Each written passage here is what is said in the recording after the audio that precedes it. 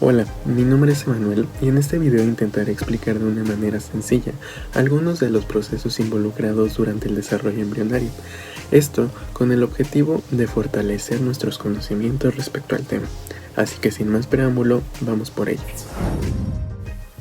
Si queremos hablar de este tema, debemos remontarnos a donde todo comienza. Y en este caso nos referimos a la fertilización. Esta se da en las trompas de falopio del útero, cuando los espermatozoides por enzimas abren paso a través de la capa granulosa o corona radiata, permitiendo a un espermatozoide fusionarse con la membrana plasmática del óvulo y liberar su núcleo que contiene ADN. Después de esto ocurren una serie de reacciones que terminan por formar una envoltura de fertilización que evita que otros espermatozoides entren en el óvulo.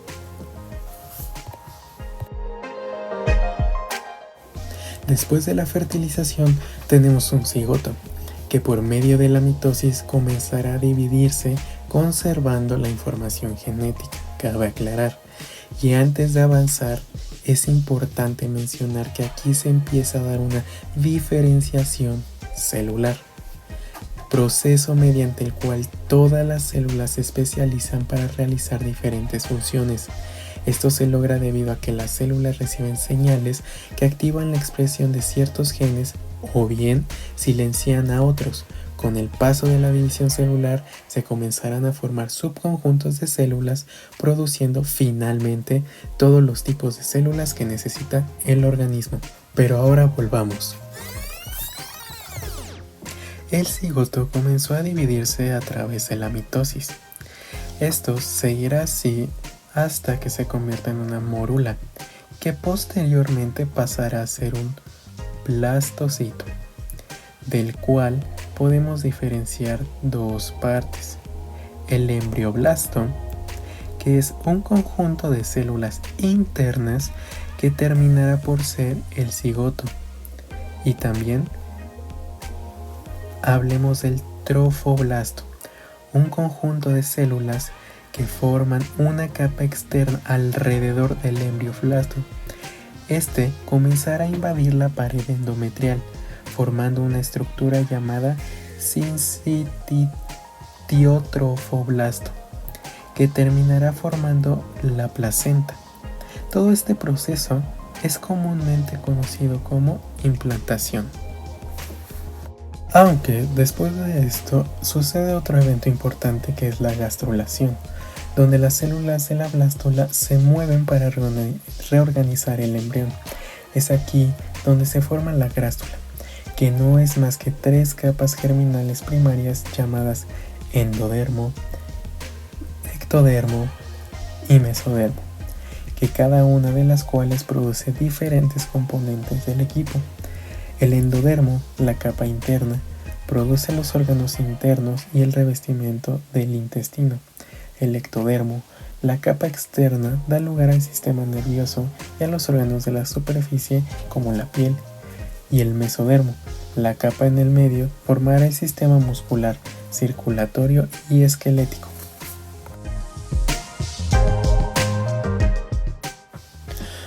Ahora que conocemos esto, hablemos un poco más del desarrollo del plano corporal, donde normalmente los organismos multicelulares pueden tener 3 ejes delanteros a posteriores, vientre a posterior y laterales a laterales apretados. El desarrollo de estructuras en el organismo difieren en función de la ubicación de las células alrededor de estos ejes. La formación de patrones depende de la señalización de las moléculas o morfógenos. Las células producen morfógenos que se extienden para formar una gradiente de concentración, otras concentración local. Posteriormente, la concentración del morfógeno le dice a las células dónde están alrededor del ejemplo del gradiente, permitiendo que las células se diferencien según su posición.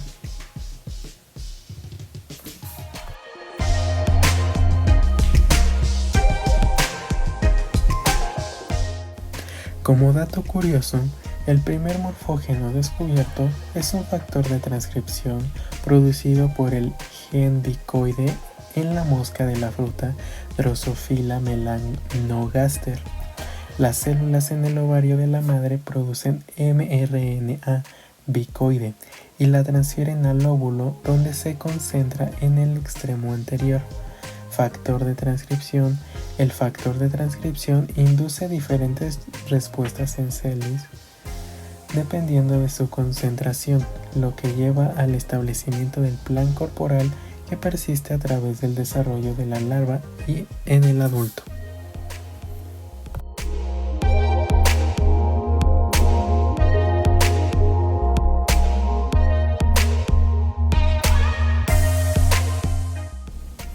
Pero como todo tipo de desarrollo se necesita regulación, y en este caso no solo los genes que determinan los principales elementos del plano corporal están involucrados, ya que también existen genes reguladores de otros genes que a su vez controlan la transcripción de otros genes, y así sucesivamente, que terminan regulando eventos de desarrollo desde la fertilización hasta la edad adulta.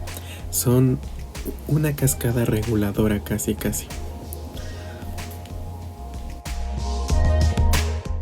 Y una de las cascadas reguladoras más conocidas es la que controla el desarrollo de Drosophila melanogaster, comenzando cuando los morfógenos de genes como el bicoide establecen los genes principales.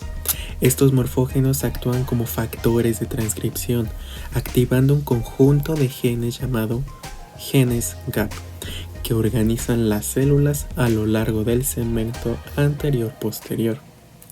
Los genes GAP también activan genes de reglas de pares, que forman segmentos individuales dentro de los grupos. Los genes de regla de par activan los genes de polaridad de segmento, que ajustan el eje anteposterior dentro de cada segmento. Los genes GAP y los genes de regla de pareja también activan genes homeóticos o OX. Estos genes contienen patrones de transcripción para los factores de transcripción, incluida una secuencia especial llamada homeobox, que determina la forma de unión del ADN, que produce el factor de transcripción a partir de un gen OX en particular, el cual reconocerá y se unirá al desarrollo de estructuras en un área particular del organismo. Cuando los genes OX mutan, causan el desarrollo de animales extraños que tienen estructuras en lugares equivocados. En lugar de patas anteriores, desarrollan antenas, por ejemplo.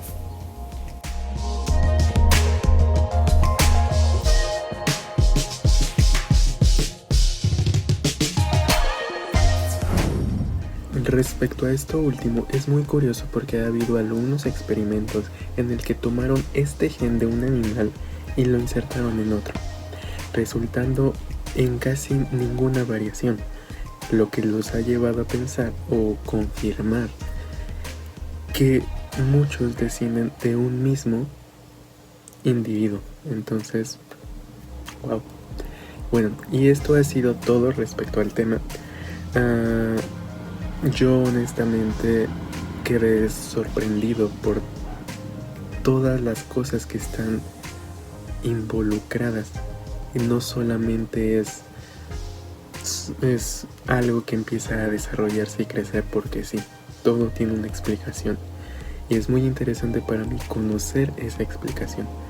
Y más que nada, las cosas que se pueden hacer en base a ello. Entonces yo honestamente espero que podamos seguir abordando un poco el tema futuro y seguir aprendiendo de él. Hasta la próxima.